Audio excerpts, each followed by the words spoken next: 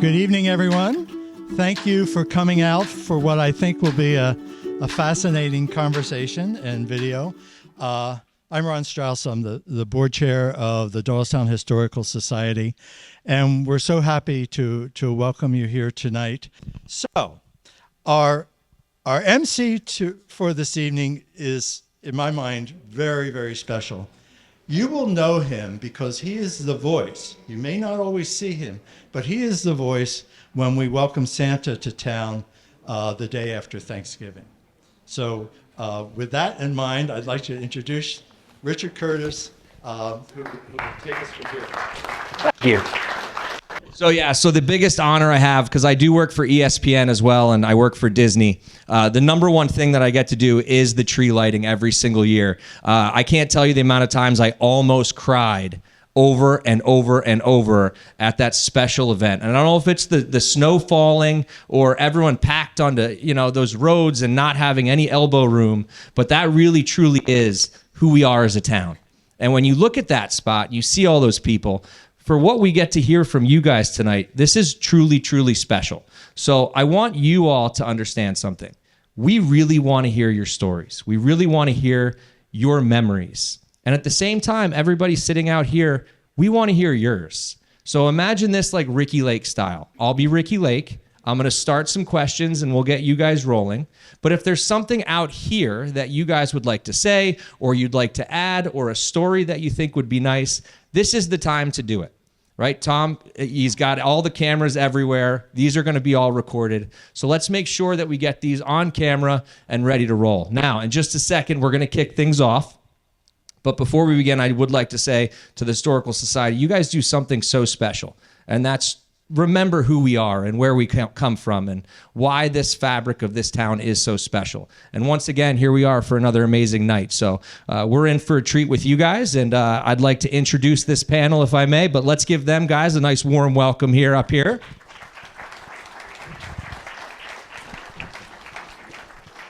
All right, we're going to start with Mr. Philip Daly, moved to Doylestown in 1970. He was drawn by public water and sewer system.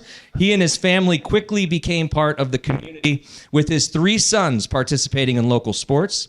Phil's public service began in 1982 when he was elected to Borough Council.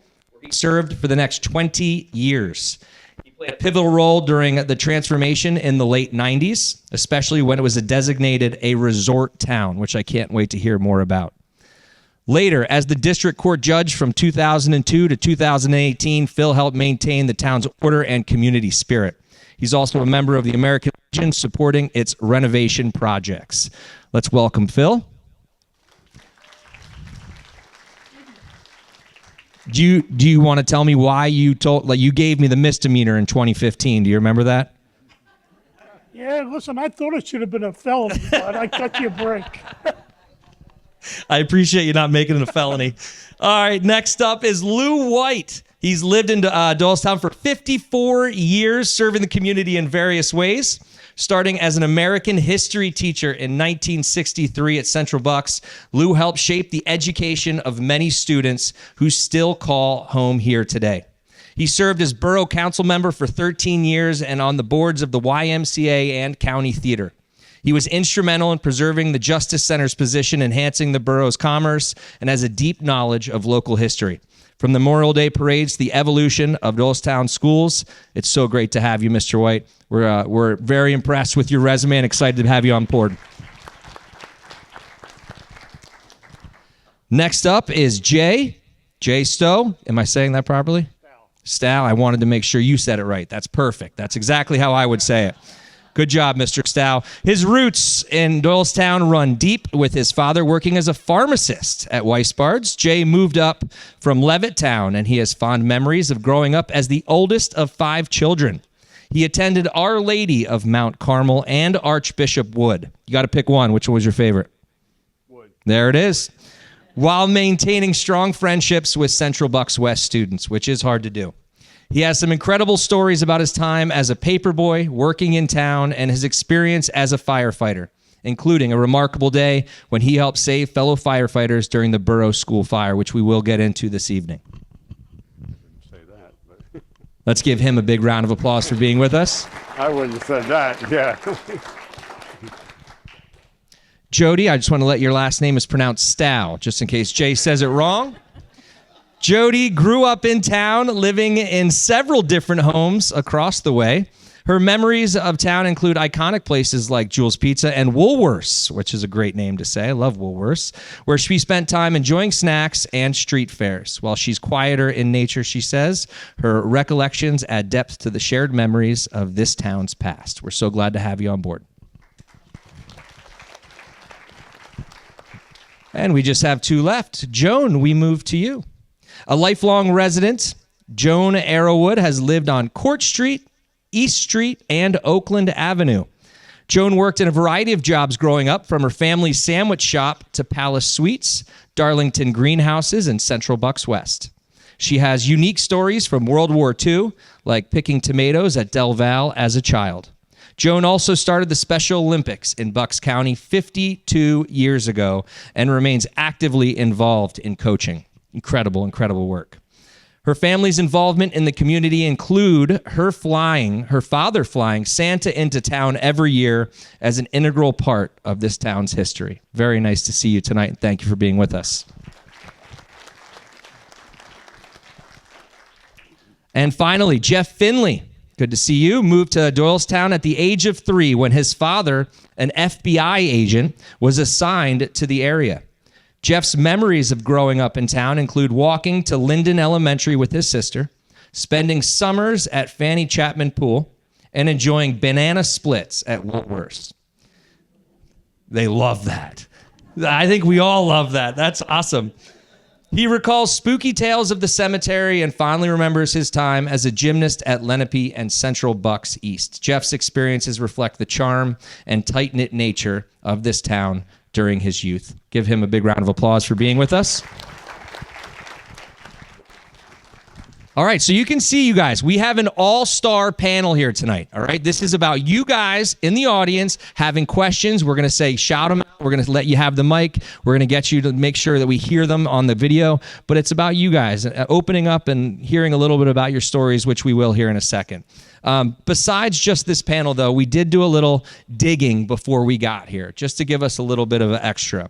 So aside from the panel, we got to talk some other friends and neighbors all over town. Let's jump into a video produced and created by our friend Tom here and his company, Teb Web Innovations.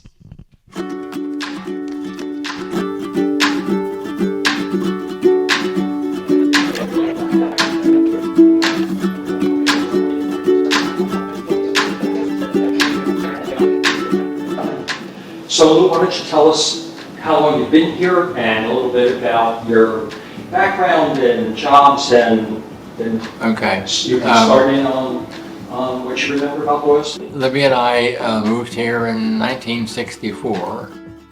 I wanted to take a job at Central Bucks High School as an American history teacher.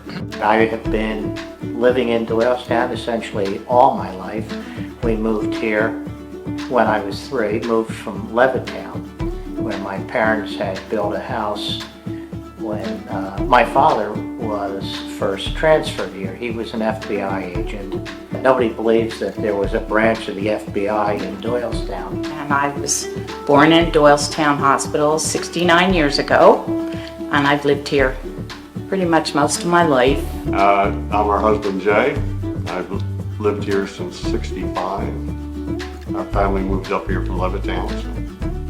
I lived in Doylestown all my life. I was at Chubb before I got married. And I went from the east street of town to almost the west street of town, so I didn't really leave home. I lived in Doylestown from one end of the town to the other. I lived in Doylestown now for about 50 years. And I had the honor of being a member of Borough Council for 20 years. I left there to become, I was elected to district judge. I served for 8 years. I moved here in 1948. I was 10 years old at the time. I was here until after I graduated high school from Central Bucks, and that was in 1956. Yeah, you know, the Finney's Royal Grotto, it was called back then, when John Finney owned it. And getting back to everybody knew everybody. I walked in there when I turned 21 and handed him my license, and he said, "You're Frank's kid. Your first drink's on me." And he said, "Make sure that you get them down here to talk to me." Everybody knew everybody. There wasn't a lot of restaurants in Doylestown at the time back then. You had like the Doylestownian.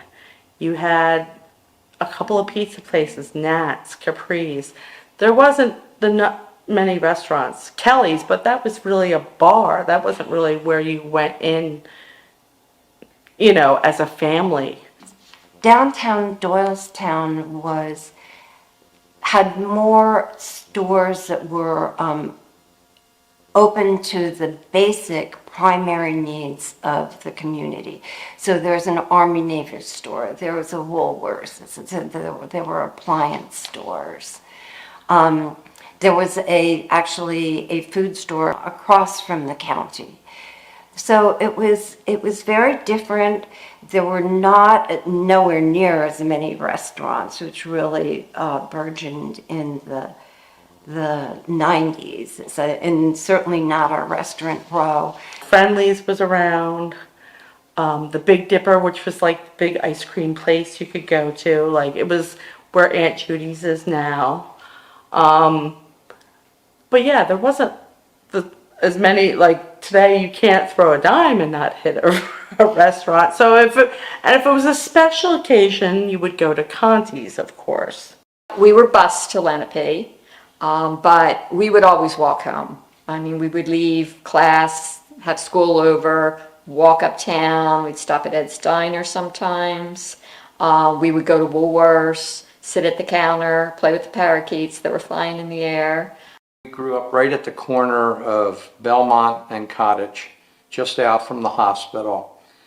And it was almost like an our gang neighborhood. There were kids all over, kids running around, always a gang of kids for a pickup baseball game or for pushing go-kart races that we did up at the corner of Cottage and Maple Avenue. We had a lot of fun.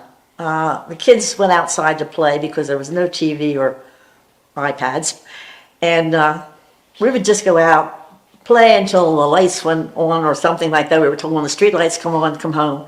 But in my neighborhood, within the block, there was about 18 of us, and we just kicked the can, all kinds of games. We went down the street to the Fountain Hill Tower with the castle, played on the lawn till we got chased by the housekeeper. Well, in high school, I was prom queen. That was fun. Oh, wow. I think of Herb's Hobby Shop a lot, where when I got into, I don't know, probably 5th or 6th grade, we started going there regularly to get rockets to shoot off, which was, I think, between that and the Cottage Street store where I spent any loose change I could find in the couch cushions.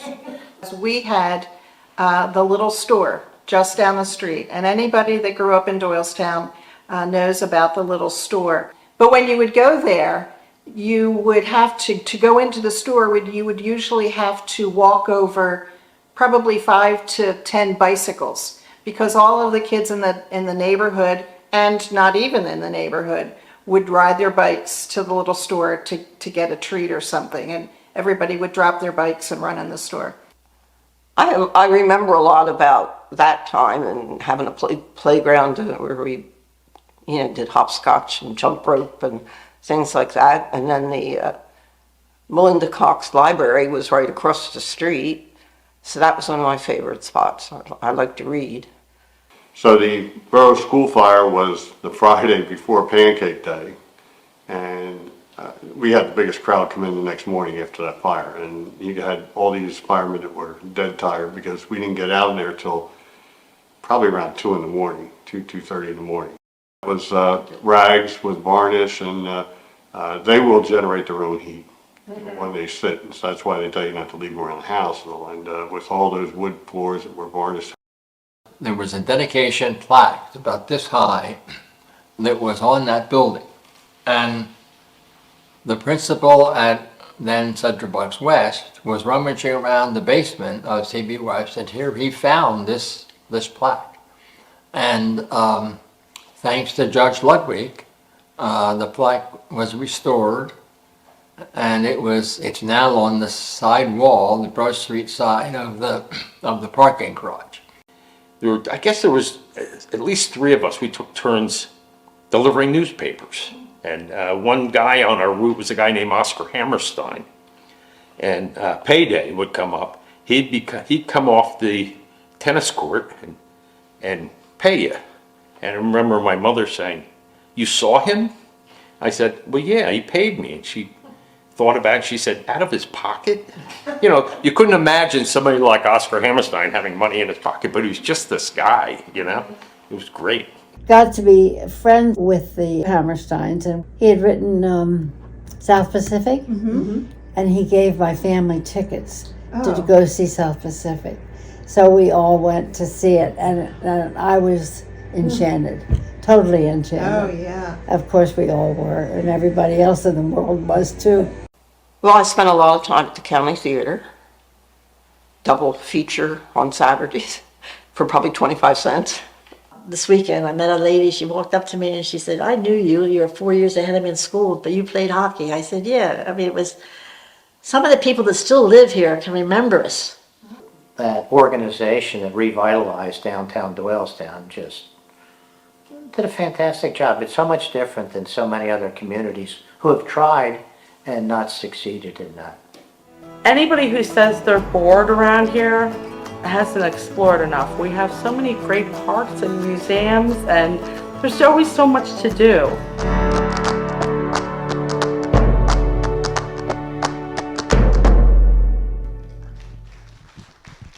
All right.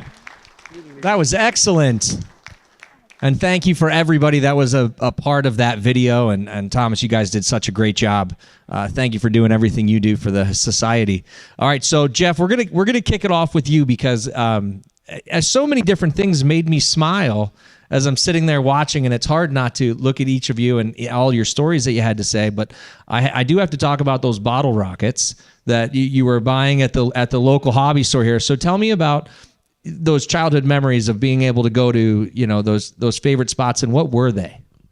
Well, I lived in 2 different spots in Doylestown as a kid. First, down on Hillside Avenue. So we used to go out and just hang around in the Mercer Museum. And it was just open. We just went in and played hide and go seek and stuff. I don't know whether we were supposed to. We just did. And then we moved out to Maplewood when I was probably 8 or 9. And there's other Maplewood people here. But that was like what somebody else mentioned. It was just mobbed with kids. I mean, it was hard not to get together with a group of kids. But when you lived in Maplewood, coming into the borough was sort of an adventure. In fact, whenever I would do it, and I would try to sneak it, I would go home and my parents already knew, because my dad being working right here in Doylestown, and everybody would tell on me.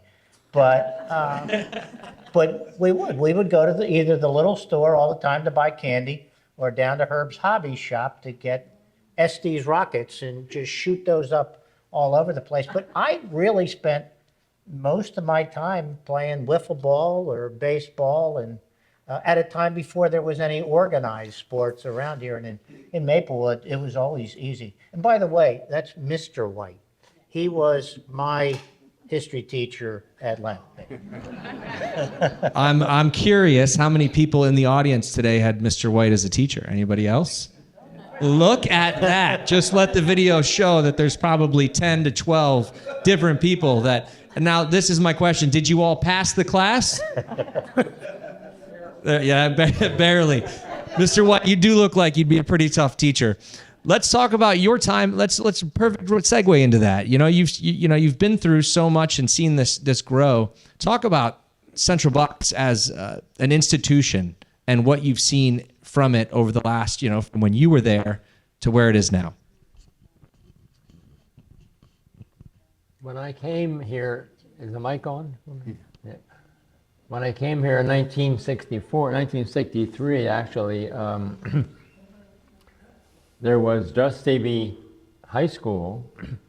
Of course, now there's East and South. there were probably 2 or 3 elementary schools, and now I think there's a dozen or more. So it's just the growth that that I saw over that time. We were very happy when CB South opened because the competition between East and West was really fierce. So when there was a third school, that sort of diminished it. And the competition centered around who had the best football team, who had a pool, who had air conditioning, what have you. I know that there were residents who lived in the CB East District, which would have been everything east of Swamp Road, who purposely moved over into the borough or on the other side of East Street or 313 because they wanted the kids to go to CB West High School and play football for Mike Pettin. And to his credit, there's now a playing field on Memorial Drive dedicated to him. So a long history, a district, third largest in the state, by the way, which has an excellent reputation. As a fellow educator, I think I can say that I can maybe pinpoint a few students I've been teaching now for 15 years, but just a few that really stick out. Was there 1 or 2 students, and do you have any stories about somebody that maybe stuck out to you that you had pass through your classroom that was either really impressive or I can't believe I had that kid kind of an experience? Well, Jeff was okay.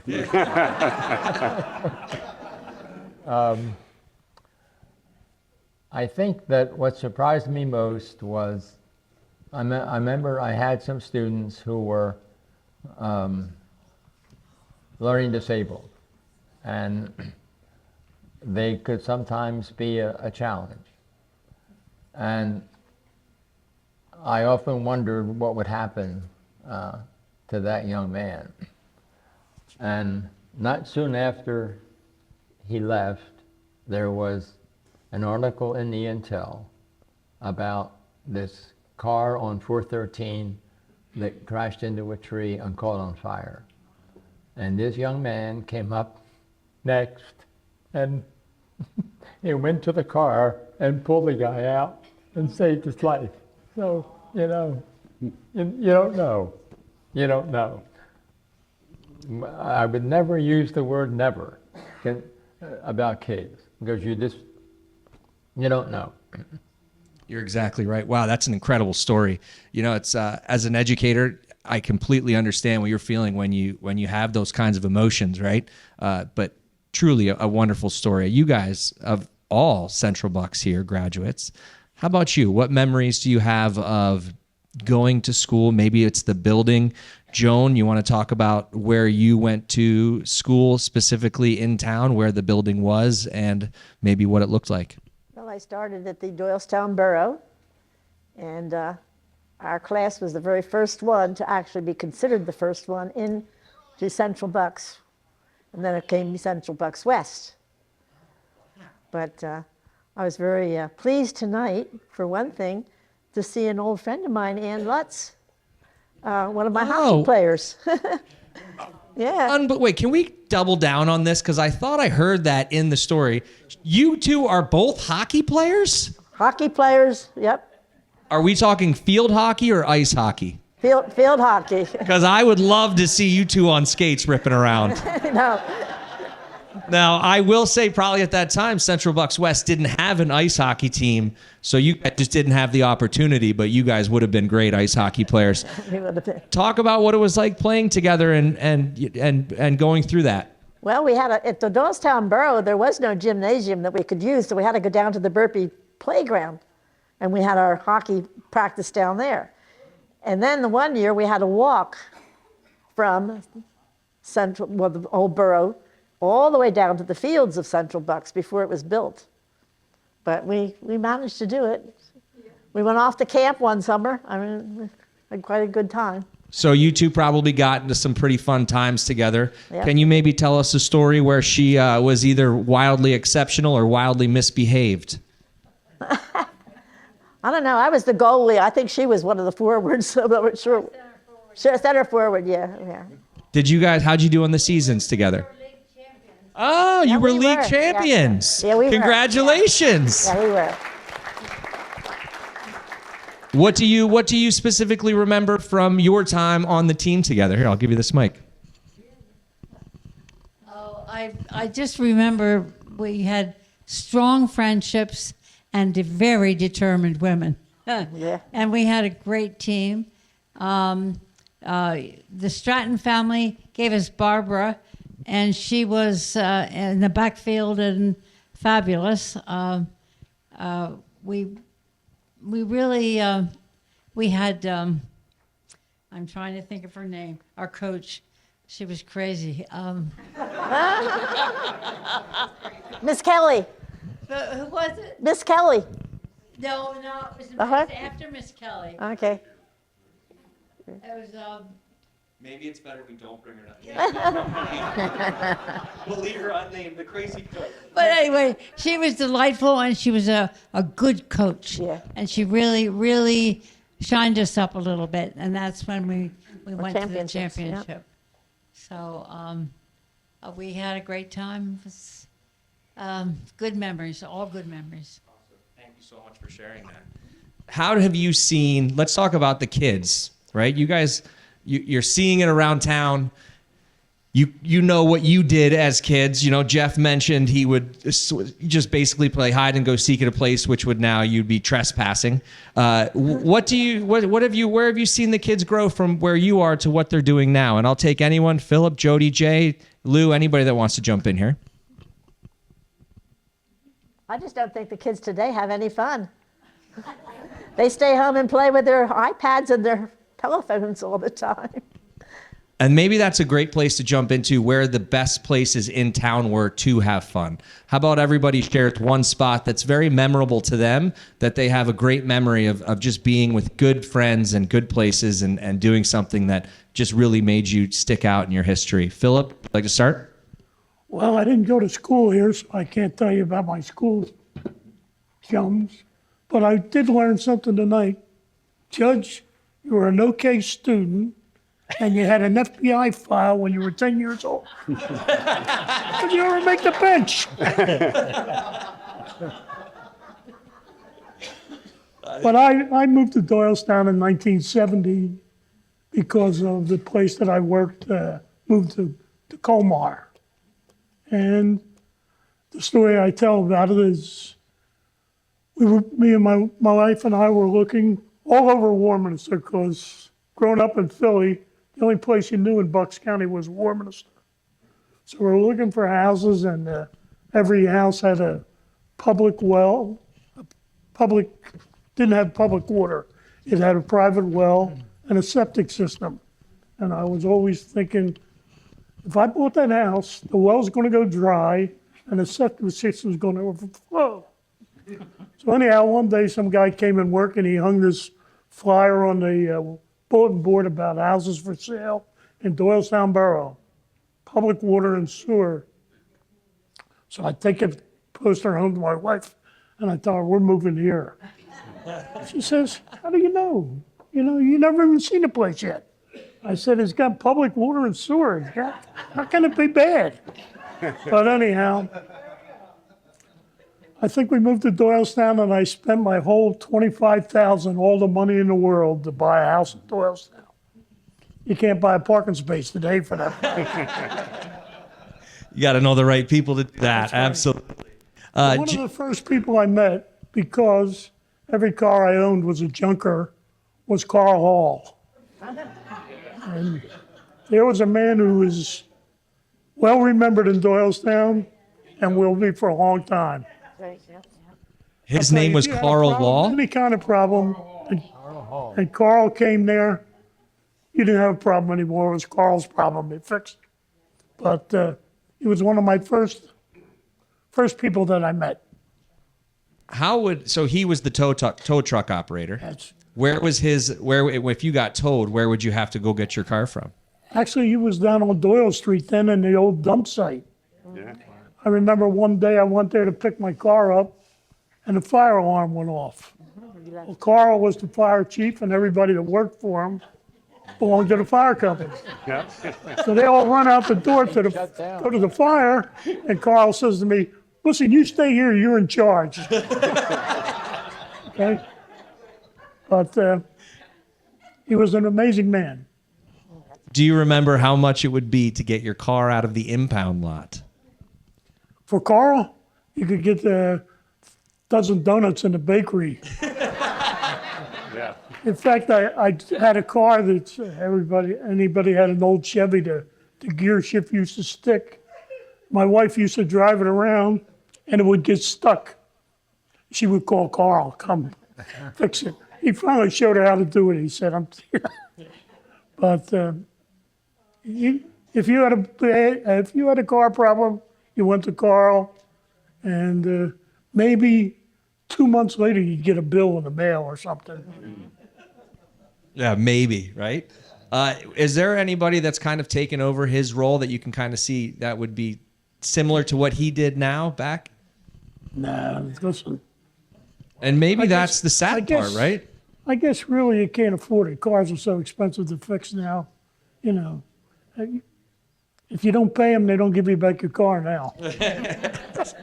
The donuts don't work as much. Donuts don't do it anymore. Well, I do love the idea of just how they even decided which cars to tow because they don't have. Did they have the meters going back then? Pardon me? The meters? Did they have meters? Yeah, they were only a nickel, and you used to get little tokens with it that you could redeem. But people ask me sometimes, has anything changed in Doylestown since I left Borough Council? I said, well, the only thing I really know is you used to be able to park for a nickel and get a half hour. Now it costs you $1.50 to get 15 minutes or something. But you were asking about what kids do now compared to then. Now all the sports all the activities are so coordinated now, and parents have to go to everything. But if I recall, and I'm seeing Nick and Doreen and some of the other Maplewood people, there was not any Little League baseball, anything like that. My recollection is our dads built a baseball field out on a vacant area out in Maplewood, which is now a borough park. And so the guys from Maplewood would play the guys from Burpee Playground every now and then as a game. Now, I mean, that was about it. Other than that, we just kind of hung out and played games on, I'm thinking, Stryker Avenue in Maplewood, probably more than anything else. Jodi, how about you? You want to talk about your childhood hotspot? Well, the old borough school turned into the Y, and it was like $5 to join. And we just hung out, you know, in the gymnasium, or they had a TV. They still had the cafeteria. Well, I don't remember the dances. I would guess I was too young. I don't know. I went to a dance once there, and the singer was John Oates. Oh, really? Oh, wow. Here, take the mic. It was the Continentals. We went there, and I used to play in a band that would play there, and we went to see the Continentals from Lansdale because they were like the enemy. And I remember this guy, and he had a coolest suit on and Beatle boots, and he had the coolest electro voice microphone. And I told my parents, if I had one of them, I could sing better. And years later, and just in reading, I realized it was John Oates' band. They used to play the Hustle Inn. Did you ever do that? They used to, the Continentals and the Maltiques and all these bands, and you don't even know this, your dad will know. Yeah. There was a teen dance center down the south end of town where they would all meet and do those American Bandstand dances, you know. It was cool. How about hotspots for teenagers? I'm too young for that. But Let's go hotspots for teenagers. Let's move into that. American Legion. And that's where the sock hops were happening? CB West Cafeteria had sock hops. We had dances every week at the American Legion. I don't remember that. What kind of dancing were you guys getting into? All kinds of dances. All kinds. Slow, fast, jitterbug, everything. Pretty awesome. What favorite memory from that, Jodi? You said you did that as well? I didn't do that. I guess I'm not quite as old as Joan there, but No, you're not. I certainly wasn't with her saying that. son, so. And my son's back there. No, I just remember sock hops at CB West, but I don't remember dances at the Y. It was kind of a hangout. Wasn't a lot of organized things there yet. You know what I remember great about that Y? I think almost anybody could dunk a basketball there. True. Yeah. I couldn't. The ceiling was only so high. Yeah. Jodi could probably dunk. Hey, I'm the same height as you. Come on. This is the best, you guys. I love this. This went from Ricky Lake to Maury. I'm going to Jerry Springer style. I like the idea. Oscar Hammerstein was brought up a few different times. Dave, you brought it up with your paper route.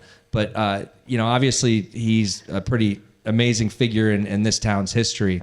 What do you guys remember about him and his story in town? My mother-in-law grew up in Kansas, and she thought when she had to move from Maryland up here that she was going to be exposed to Indians. And so I said, well, do you realize that Oscar Hammerstein, looking out his window, wrote Oklahoma, and the corn that is high as an elephant's eye was over on a farm that was opposite his house. It's gone now with the bypass. Well, of course, she didn't want to believe that. But anyway, that's my recollection of not Oscar himself, but what he did here in town. Any others before we change that topic? I can remember Oscar Hammerstein because he had a doctor who was a chiropractor, and the doctor lived in a little cottage up on his farm. He had a daughter, Anitra, and we played together. So I was up there all the time with Oscar Hammerstein and the other guys that were sitting right around their pool and so forth. So I got to know, was inside his house and everything else, yeah. There's a photo up right now of F.W. Woolworth. Yeah, but how much did you pay for a banana split? Anybody remember that? Between 1 and 27. No way. You had a set of balloons, and you went in there, and one from 1 cent to 99 cents. That's what you paid for a banana split. All right, so this is a good question. What was there more of? The 1 cent or the 99 cents, or was it everything in between? And was there a way to cheat? Not unless you broke them all. Now that place had a name. Did you know that? The Woolworths, the luncheonette had a name. Do you know what the name was? It was called the Harvest House. And then if you went down to, what was the place down in the shopping center? Grant's. That was called the Bradford House. Yeah. And at one time, a friend of mine and I invited two girls out to dinner, and we said, we're taking you to the Bradford House. So, dress appropriately. Yeah, That's awesome. Any other memories of Woolworths? I mean, it's just such a unbelievable. You hear, I mean, I've heard about it, and it was before this night. It's just one of those places I feel like my dad always mentions when we drive through town. What other memories do you guys have of being there or around that area? Dead fish and the fish tanks. They're all floating on the top. Yep. Dead fish. You could go in there and count them. I mean, it was gross. Half price for sure on the fish. Kind of smelled like hamsters. Dead goldfish. Yep. What was the place you guys mentioned that had the parakeets flying around? Woolworths. So it was a pet store as well? Yeah. Real, just small. And you could just go in there and buy a parakeet? Yep. Yeah. And goldfish. At Easter, it was ducklings and chicks. That's right. Did you want to say something? I don't think so. Oh, perfect. Yeah, give her that one. Thank you. the position of I lived on Pebble Hill Road, just about a mile out of town. For those of you who know Todd's Pond, it was just beyond that. But across the fields, behind our property, we could walk to the Hammerstein property.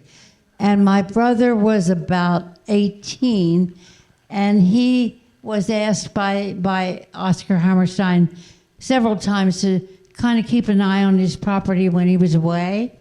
And so my brother did this, and he was given the right to use the pool. And one Sunday, on a very hot Sunday, my relatives came down from Easton, and my brother and my cousin decided to go over to Hammerstein's and use the pool. And my brother was standing stark naked on the board when the Hammersteins came home. So it was a very embarrassing moment. That you can't finish the story right there. How did they react? Oh, they allowed him to come back. And we also were given at that point the first tickets that I had ever. I had never been to a Broadway show, and Oscar, my dad was a dentist in Doylestown, and he gave my father tickets for our family to all go to see Bloody Mary. What was the name of the show? South Pacific. So it was quite a thrill for us. And he was an interesting patient for my dad.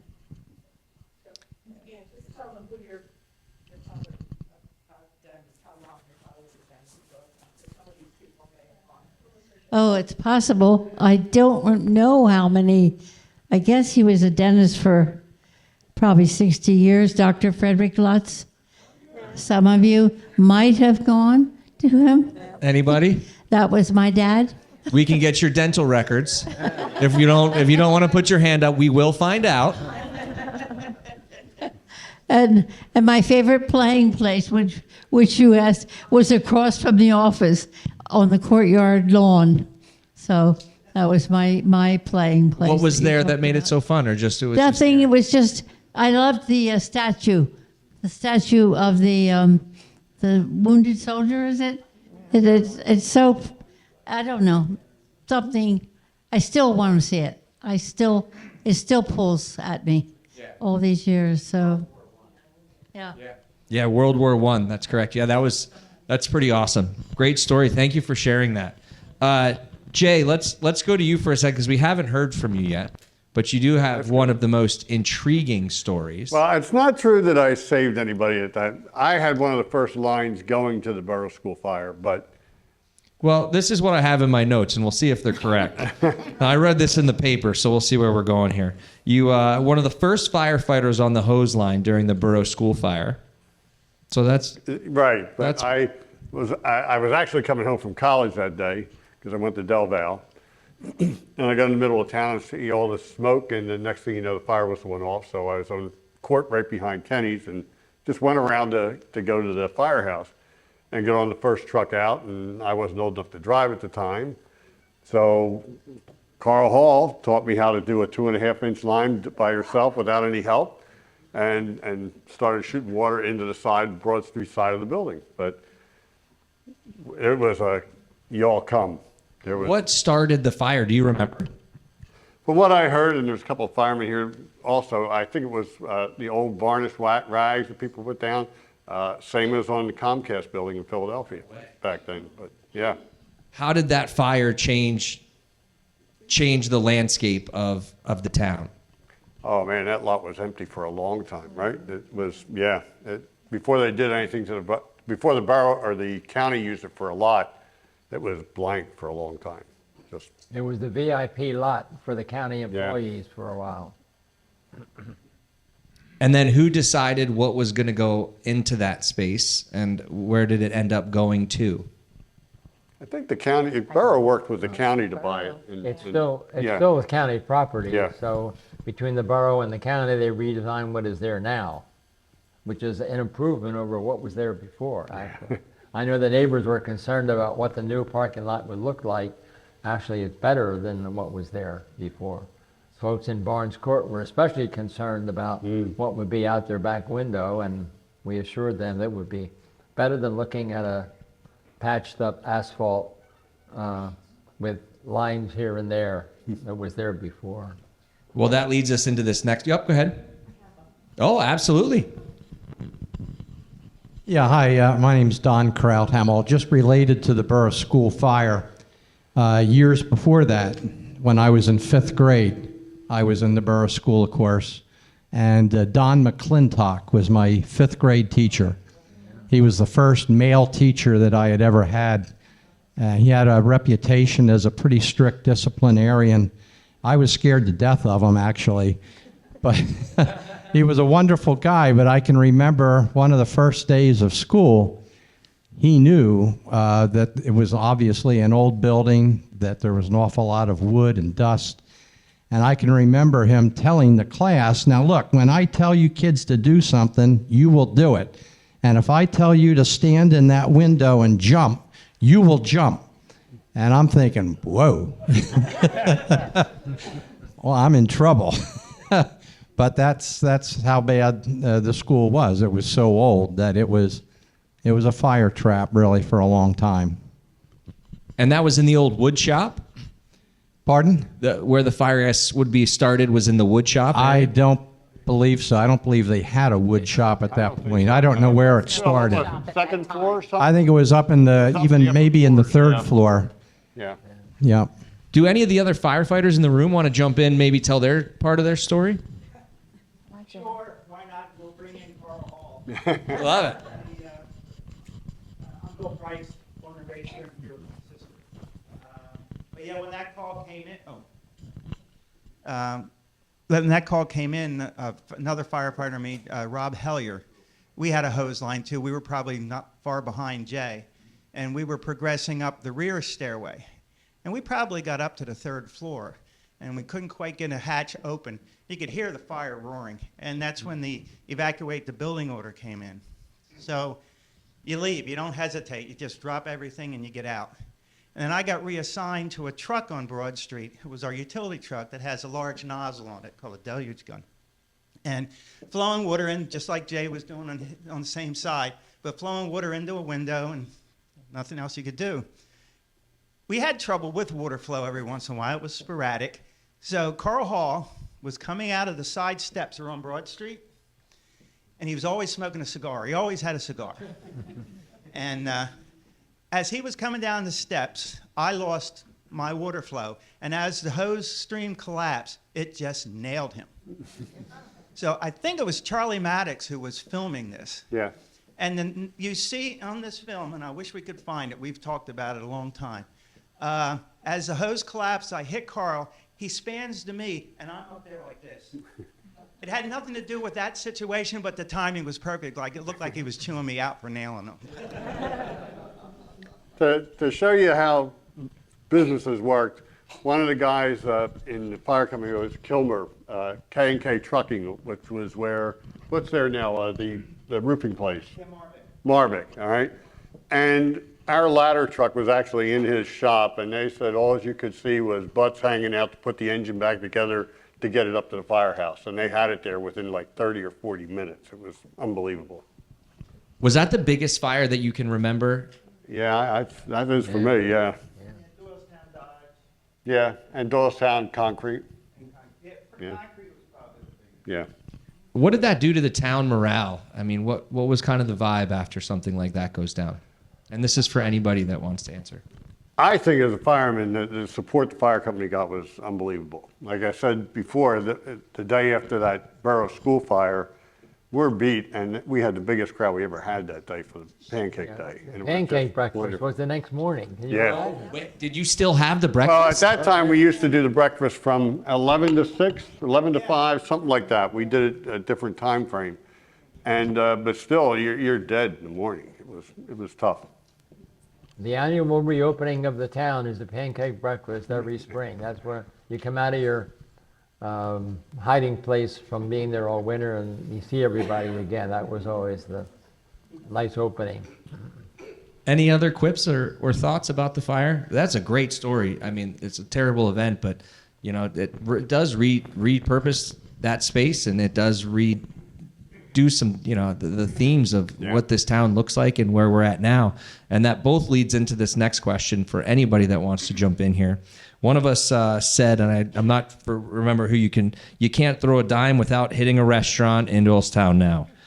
How has the dining and social life changed from what you guys remember? I was on a panel when I was still on Borough Council, and I recall it being at the Mission Museum, and it was a panel about how you revitalize a town. And the consultant said every town needs an anchor. If you have an anchor, then you'll draw people and everything will grow from there. And he said, you're very lucky. You have 3 anchors. In the daytime, you have the Mercer and the Michener. And in the evening, we have what? Ed's Diner. County Theater. I was thinking Ed's Diner. It's diner. But in between time is all the restaurants and gift stores, you know, result from those 2 anchors and what they brought to the town. It's funny, I wasn't in Ed's Diner. I liked the Highway Diner. I was always down there. You're getting some love over here. Highway, what was better, guys? Ed's or the Highway? They were different. So we're a staunch 50-50 here, I think. Oh, that's a plus, yeah. Cross Keys, yeah. Anyone else for the social and dining scene? I'd be interested to hear. Philip, Jeff, are you guys were thinking? Well, actually, that scene changed when they did the resort area in Doylestown. Listen, I was on Borough Council at that time, and we got this notice that Doylestown had been declared a resort area, which really increased the amount of liquor licenses that would be available. Listen, Borough Council didn't have a clue in the world who did that, but somebody really had the ability to look forward to. You know, before that, we were talking earlier, there was only a couple places to eat in town. Listen, if you wanted to go to a restaurant, everybody went to Connie's, that was it, you know. But I remember on State Street, there was only one little sandwich shop. Alex. And that guy went broke. Yeah. I mean, Alex is you know, all of a sudden, and then when people wanted to open restaurants, the borough used to go through a thing of making them prove that they would he did. have their own parking spaces. Money problem. They used to rent lots, and then people parked anywhere they wanted anyhow. But listen, it definitely worked out for Doylestown. We were worried in the beginning that all these people would open restaurants and they would fail. But actually, there's been very few failures in a restaurant in Doylestown. And some have changed hands, but most of the ones that opened are still here. And listen, you can tell it on a Friday or Saturday night. There's not a place to park in Doylestown. When most of us grew up in Doylestown, there weren't any fast food restaurants, I think. What was the first one? Geno's? Geno's, I think. And then Burger Chef. But there were none of those, I don't think, until I was probably high school, I think. Would be about the time those opened. Jeff, were those 2 considered fast food places? Oh, they were. Yeah. Yeah. I mean, I'm 39, 38, and I've never heard of either one of those. Yeah. Well, I think Burger Chef. You guys could have gotten an older moderator, okay? Yeah. But we had lots of luncheonettes, though. I mean, I remember Joe's luncheonette on Oakland, right around from the Army-Navy store. I mean, he moved from above Kelly's around the corner. But there was one on West State Street, too, everybody used to go to. I never went to, by where Mesquite is now, down the street from there. And there was always Nat's Pizza. Yeah. And the little store. They were both gathering places for kids as well as many restaurants. I keep hearing behind me, this must be popular. So let's talk about this. Alex's? Let's talk about, I hear tell me about Alex's, and if maybe someone's excited about, here, you take this. Alex's was I want you to talk to me about it, because it sounds pretty incredible with what you're saying. So Alex's was a little luncheonette, and he only did breakfast and lunch. And if anybody knows now, it's now around the corner. I don't know what. Oh, it's called Nourish now. It's a little place.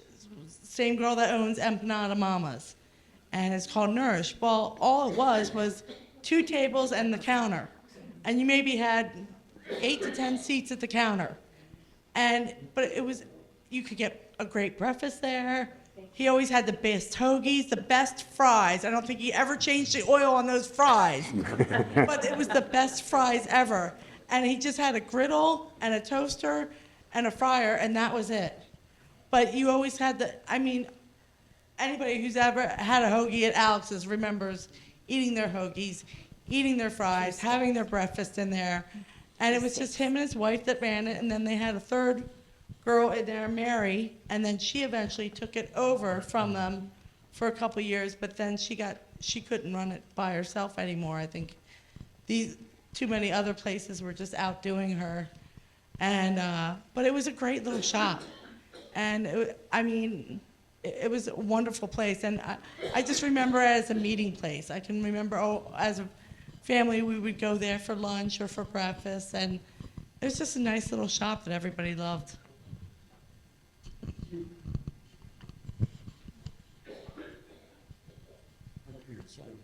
Oh my gosh, are you kidding me? Wait, tell everybody who you are and what your connection is. My name is Pat, and my parents had Alex's Sandwich Shop. And I worked there when I was in high school. And my dad, he just loved all my friends. And they would come in after school, and he would have, they wanted something, he said, okay, you can go behind the counter and make it yourself. And he wouldn't charge them sometimes. And he did. I was, did he ever change the oil? Yes. Once a year, whether I need it or not. Any follow-up questions for her? Yeah. Well, every kid in the world wanted to get a seat at the counter on a Saturday. There was only about 6 or 8 seats. Right. So, it was just a job just to get a seat in there. And Bill Dunn used to hang out there every day. He's not here, but. Go ahead.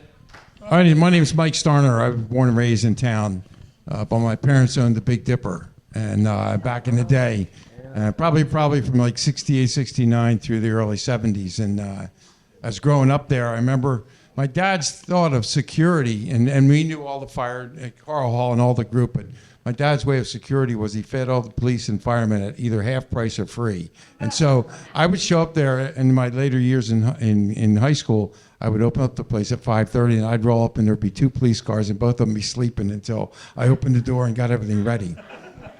One other quick story, though. I grew up with Frank Case in the borough, and everybody here remembers Major Case, but how many of you spent the night in the prison legally, okay?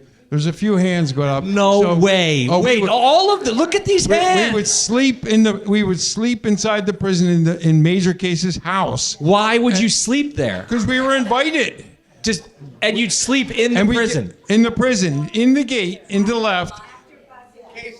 Yep, you'd have to buzz to get through, but in the morning, one of the best prisoners would cook you breakfast. Lying. I swear to God.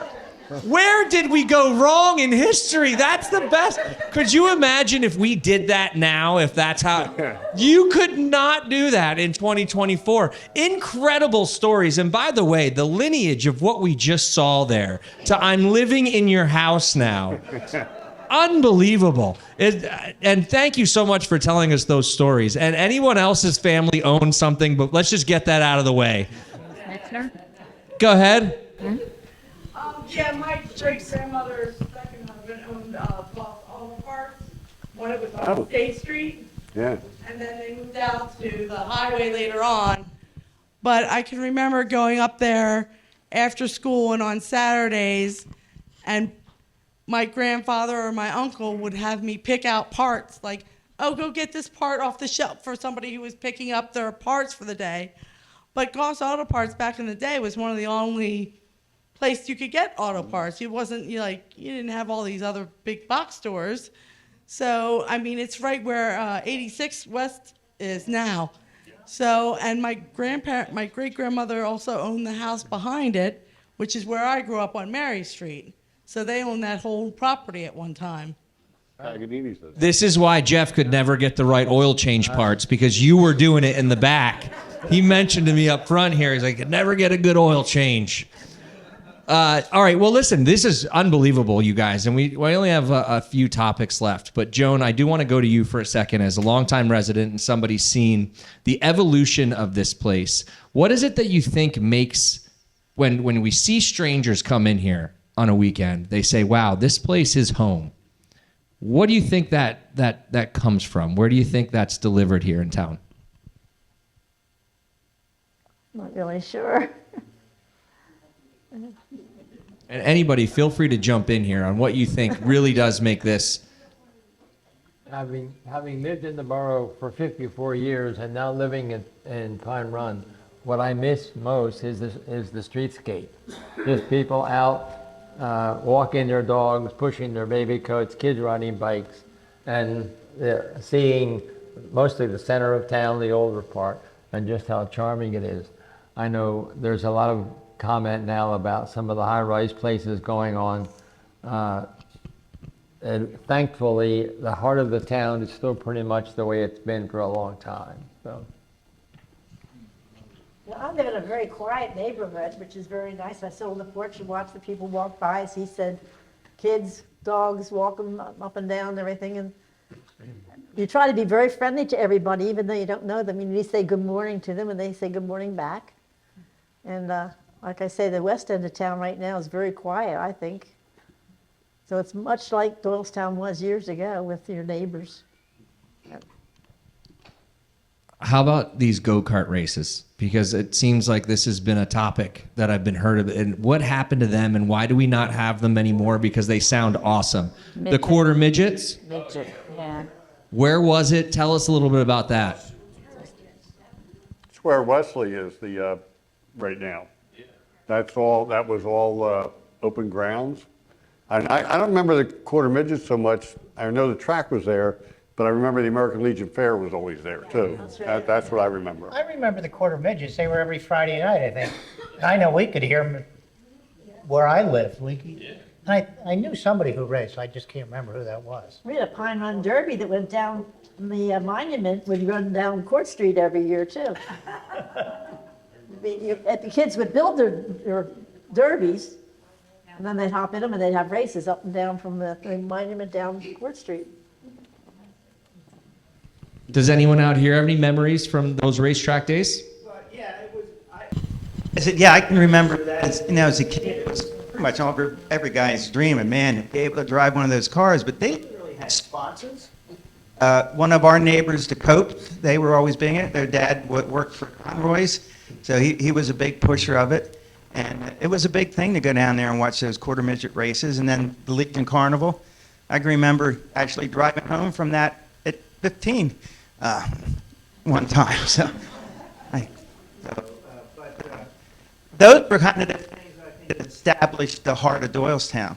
If I have a vague remembrance of where the shopping center was a farm, a white fence on the side, and with Mrs. Paul's, of course, was also there was a lot of agriculture out across Keys. There was the thrift feed mill, and I think those kind of found it and established the core and was revitalization.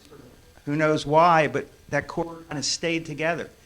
And I think the biggest thing that I don't like the way it happens has come around in town is as we've sprawled out.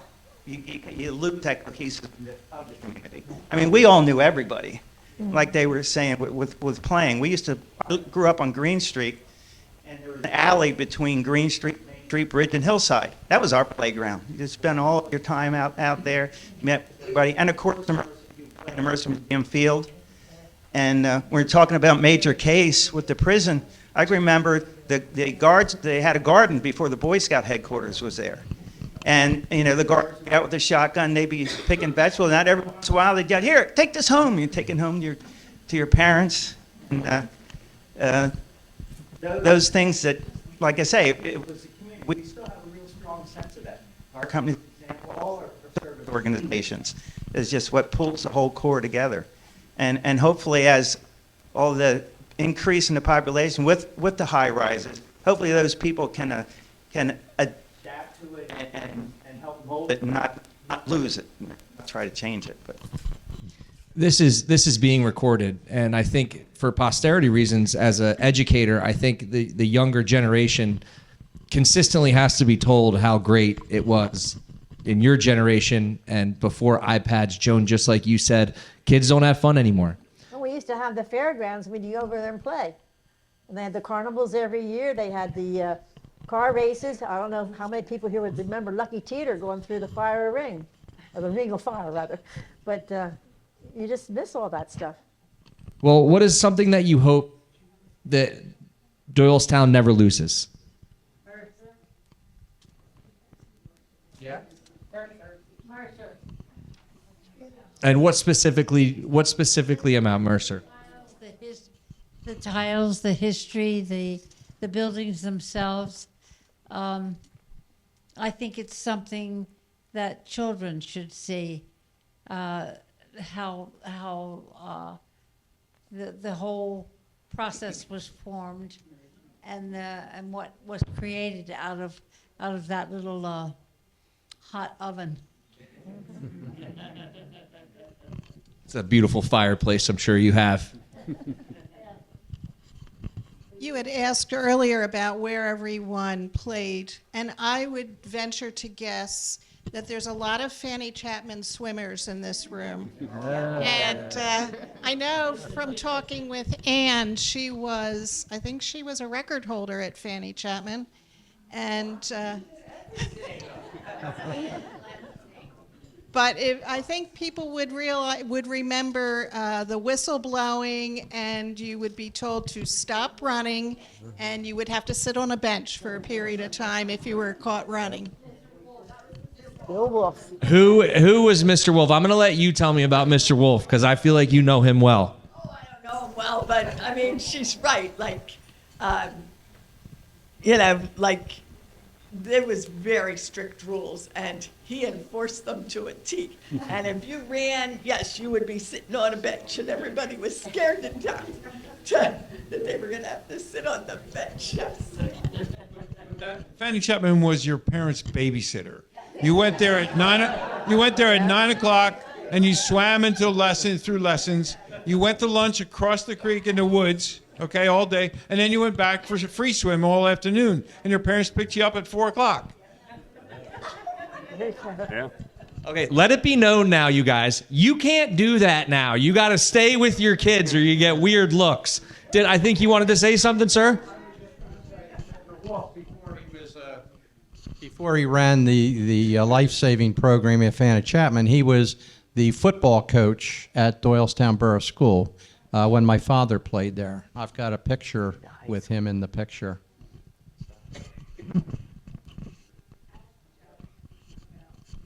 Yeah, Jeff, let's go into Fanny Chapman. What do you have to say? I hated it. Tell us why. First of all, I was a horrible swimmer, and it was a babysitter. Either we would walk there or get dropped off at 8 or 9 o'clock in the morning and told we weren't allowed to come home until 5, I thought it was. I never got out of non-swimmers. I was never allowed to swim in the pool deeper than my shoulders, which was humiliating because all my friends were everywhere else, and I was terrible. So you obviously didn't make the swim team? Although I got to tell you, I remember going away to church camp one summer, and you had to get tested. And so jumped in the pool, and I could swim from one end to the other without taking a breath, without using my arms, just my head down. The guy says, "Oh, you must go to Fanny Chapman." And I was allowed to swim wherever I wanted to. Never at Fanny Chapman. Hated it. And I can confirm that Rain because and have nightmares. When you walked in. Lou, how about you? well, I was on the staff at Camp Occonecan, a scout camp, and and on Sundays, as a new group came in, they had to take a swimming test, and we could tell which troops came from Doylestown because they had been to Fanny Chapman and taken lessons, and it was obvious that they knew what they were doing in the pool. Yeah.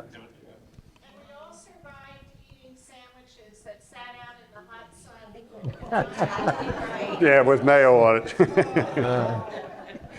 How have you seen it evolve now? Or is it still recognizable to you guys as what you remember? And Fanny Chapman, you mean? Oh, sure. Believe me, I haven't been back. It is. You'd still be in the non-swimmers group anyway. No, that's not true. Luckily, I went to CBE's where they had a swimming pool, and you were mandated to take swimming class. You'd get undressed, and the coach would hand you a Speedo to tell you to put it on. And then as you get out of the pool, you peeled it off and threw it in the box. But I learned life-saving techniques. I have not been back to Fanny Chapman. Well, it's great that it's still such a. You know, I have one question. I never went to Fanny Chapman. I took my kids there. But listen, I'd like to ask everybody that went there one question. They ran a pretty tight ship there. Did anybody ever walk on the grass? No, you can't walk on the grass. You weren't allowed to walk on the grass. Are you still not allowed to walk on the grass? You're not? And why did they say you weren't allowed to walk on the grass? I think it had something to do with the grass in the pool. And you never went, Phil, but you remember that? Well, I heard my kids moan about it. The reason I really remember it, I went to some affair there they had one night, and there was about 150 people there, and I'll bet 50 of them said, you know, I stepped on the grass. It was a tight ship they ran there. Yes, sir. Don't call me sir. Yes, young man. You can call me chef, but don't call me sir. All right, chef. We love that. Thank you. I remember Ernie Gash pointing to me and saying, "You're built like a breaststroker." And that is the sole stroke, the only stroke I ever specialized in was breaststroke. That's the only stroke I ever did, and it took me all the way through high school, lettered for 4 years. The reason I lettered for 4 years is because I was pulled from middle school at the time was Lenape. At 9th grade, I swam for 4 years for Central Bucks West because we developed a swim team from all the guys from UNAMI. I was the only Fanny Chapman boy on the team, and we were doing the relays and stuff. But I have to digress a little bit back to Fanny Chapman. You weren't allowed to walk on the grass, but you could puke on it. When you're exercised all day long and you're recreationally swimming and you're exercising in the night and you're doing laps upon laps and you're only a single stroker, you are doing the same pull all the time. Your chest expands, it contracts, and just one thing, it takes a lot out of you. Meanwhile, you're overdosing on pixie sticks. Some of you folks know what pixie sticks are. Straight colored sugar out of long straws, just to keep that energy boost. It's not going to stay with you forever. So I do recall throwing up frequently enough because you're just so out of breath and you're so out of body shape that you're done doing a 200 or 300, yards of laps. You just have to go to the grass because you're not going to do it on the concrete. So I just wanted to put that out there. So I'm done about Fanny Chapman. Oh, I think we have somebody in the back.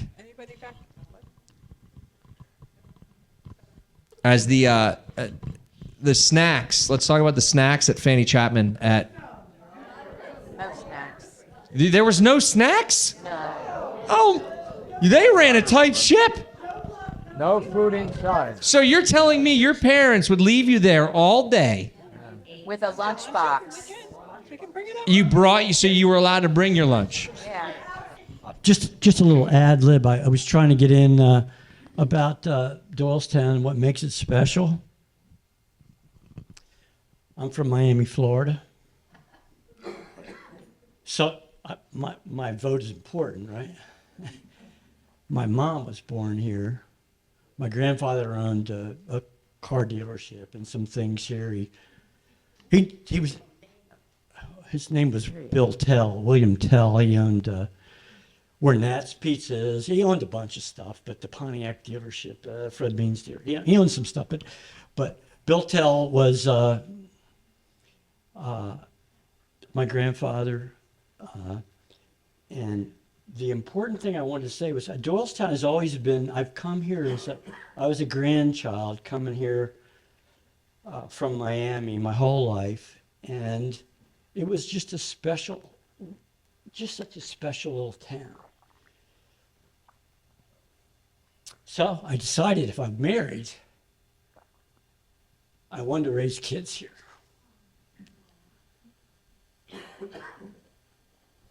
So I walked into Alex's sandwich shop. I walked into Alex's sandwich shop and met this lady 38 years ago.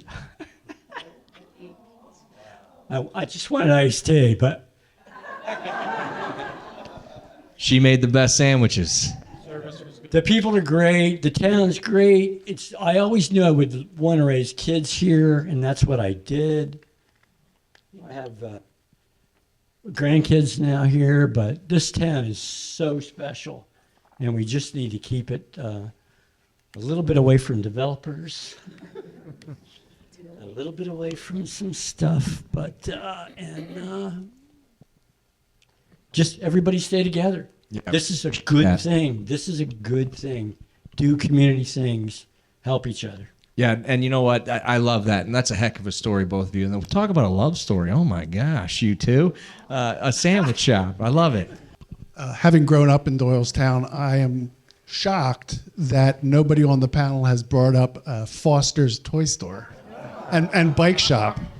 And the fact that I think one of the cool things is where Foster's bike shop there is currently a modern bicycle store. Yeah.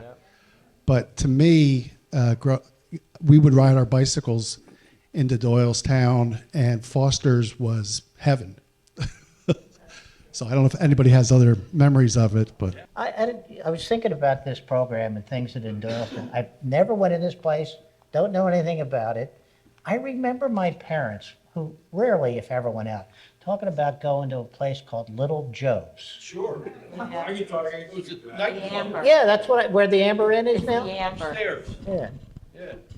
My father's best friend was Little Joe. My father was a bartender at the farmhouse, and there was a picture up there, and it was just mentioned on Facebook about 2 weeks ago, and I remember my father telling me this story. There was a tree outside the door on the right-hand side. And one night on a Saturday night, a gentleman passed out in the men's room. And he had eaten a steak earlier than that, and they thought he was drunk. So they carried him downstairs, set him outside by the tree. And at 3 o'clock in the morning, after they closed up, cleaned up, they went outside, and he was still there. He had died. The next week in the paper, it says, man eats steak at farmhouse and dies. That's a true story. Hey, that is incredible. That was at the farmhouse. Story.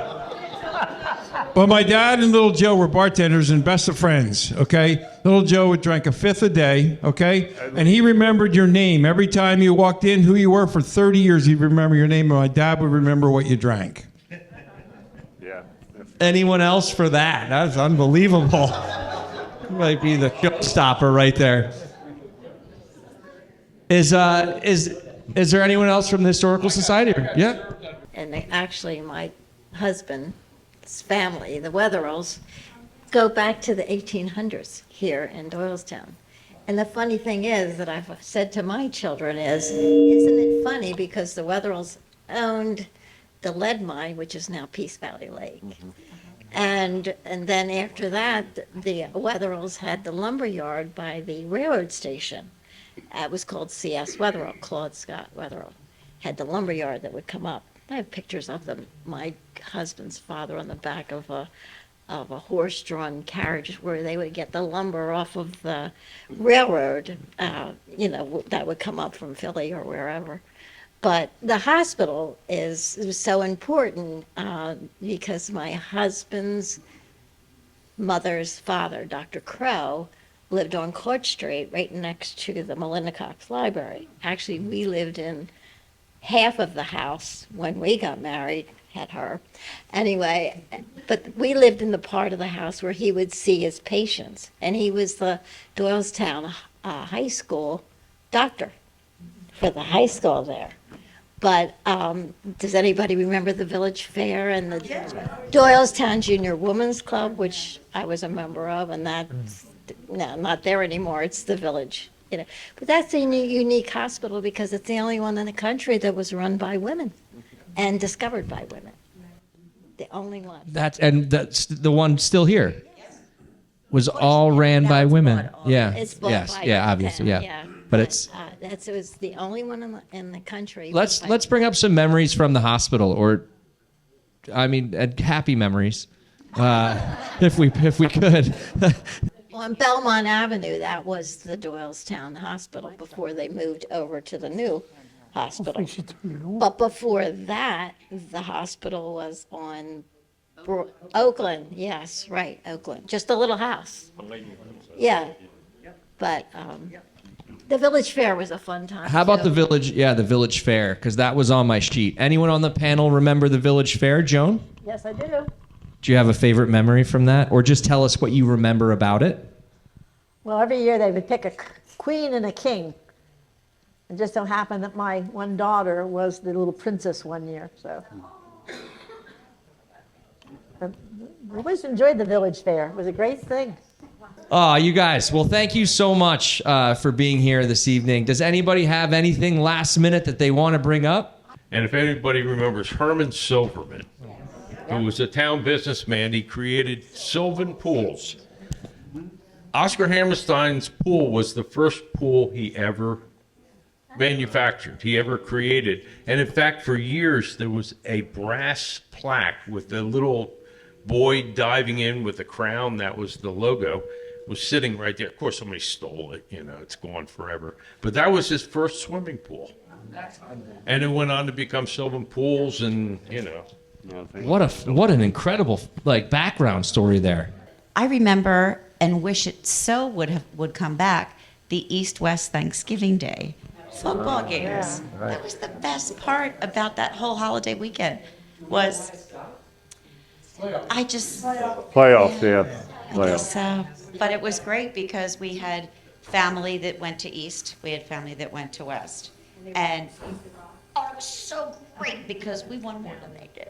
But it was so fun. It was tradition. So just to circle back to what you were saying, what makes this town such a home is because of so many traditions like that. There were summer fairs and races and the football game. It was year round. There were the Thursday concerts in the courthouse park that I spent my whole life going to, and all those little things that are little but made such lasting impressions from and have carried through those generations. And you can't go anywhere, at least that I have found. And as soon as where are you from? If you say Bucks County, they're like, oh, I think I know where that is. Doylestown is the next thing that they usually say. And it's just such an honor to be part of that. And we really need to just treasure that, continue to tell these stories and sit around the table and share those things, because how many different things have we all mentioned and we're like, oh my God, I forgot. Hi, my name's Eileen Steelman Kavanaugh, born and raised in Doylestown. My father was born and raised here. And two things when this lady was talking about how the trains used to come into Doylestown my grandfather had the Steelman ice plant. And back when people had ice in their refrigerators, and that's how it came. It came up from the train in big carts or crates, I guess, with straw and everything. But he unfortunately died when he was my dad was 16, so never met him. But the lot where his plant was is still there right along the railroad tracks by the Happ's son used to be right down the street. And one day I asked Mr. Happ, where was my grandfather's place? And he said, that empty lot, that's where it was. So that was pretty cool. And nobody brought up James Michener. James Michener was from here. He lived in the orphanage and then, was raised and lived here. And when I used to work at Girard Bank, where I met my husband, and Michener used to come in all the time to be taken by limo down to Philadelphia for, whatever, because of all of his money. And one day he came over to me and saw my little name tag, said Miss Steelman, and he said, "Are you related to Joe Steelman?" And I said, "It was my grandfather, the grandfather that had the ice plant." And he sat there and talked to me for about 15, 20 minutes, all about my grandfather. So it was so cool to see and, have, of all people, James Michener tell me about the grandfather I never knew. So that was fun. I'm glad you brought that up. That's an absolute key piece as well. Anything else as we wrap tonight? Go ahead, Jodi. Sorry. James Michener lived in our house. Oh. We were among like 8 houses that he lived in the borough, but he did live in our house. If you go to the museum, you can see pictures of the houses that he lived in, and there's a picture of him in front of our house. That's pretty awesome. It's on Mechanic Street near the cemetery. The last house, right? Yep. Mm-hmm. Jeff, you had something? I'm just going to say we haven't mentioned one of the things that I think is a real jewel of the borough, has been forever, and I suspect will always be, and that's the Memorial Day Parade. You know? I think what's incredible about that is it's still so strong, and it's something that families don't miss, and my family's one of them. And my dad shows up at 9:30 a.m. The day before to try to get a spot. I wish that was a lie, but he chalks out his seat lines. So yeah, got a whole thing. But you can tell from a kid that grew up here and was born here that parade means everything to him. And he can tell me stories about going with his grandfather and why he wants to take my son there and tell him why you chalk your seat out, son, because this is the hottest seat in town. But that means something, and that's really, truly what makes this whole special. Well, ladies and gentlemen, let's give these guys a full round of applause. Your stories, excellent. And what I love the most is I said that this was going to be a conversation amongst everybody. And I'm not kidding you. The excitement you guys got, and it was like listening to a bunch of little kids. Oh, I remember that, and hearing that. And that's still within you guys. But the town DNA is within you guys. And it's the people sitting here that make up the reason that it's so special, and the reason we're moving up from Miami and meeting people in sandwich shops, and the reason that we have these stories of the high school and the fire department, because these are the ones making it all happen. So thank you everyone for being here today, sharing your story, and thank you, Tom. I mean, you and your team for putting this together. And I say team, but this man is a monster of just technology. Carol, thank you for putting this all together and being a part of this. It's honestly, I'm not kidding you guys. My favorite thing I do with hosting and the whole thing is the light of the tree. It just means so much to me to be a part of this town. So just that little thing. Guys, listen, and it's like in a few weeks, and I'm going to do it again, all right? But I'm going to put you in my VIP area. Just don't tell anybody else. I don't have one. I'm going to chalk it out where Dad puts his seats. You guys can come sit. But it's a huge honor to do that and be here with you guys tonight. So thank you, everybody, for spending the evening here, and thank you.